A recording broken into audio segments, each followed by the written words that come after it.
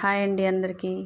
మోరింగా సూప్కి కావాల్సిన పదార్థాలు ఇవన్నీ కట్ చేసి కుక్కర్లో పెట్టుకొని 3 విజిల్స్ ఇవ్వండి. తర్వాత చల్లార పెట్టుకొని మిక్సీ పట్టుకోండి. మొత్తం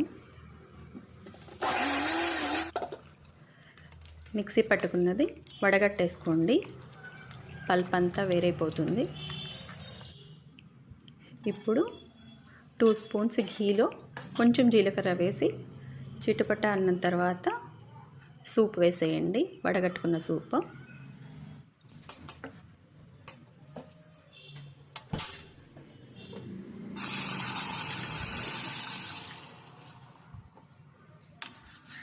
ఇప్పుడు బాగా కలిపి ఉడుకుతున్నప్పుడు ఉప్పు సరి చేసుకోండి.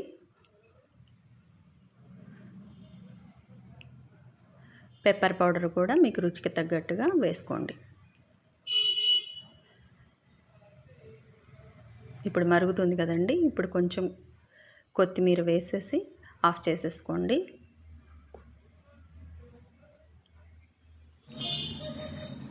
ఇప్పుడు సర్వ్ చేసుకోండి. సూప్ హెల్దీ అండి, చాలా బాగుంటుంది. ట్రై చేయండి.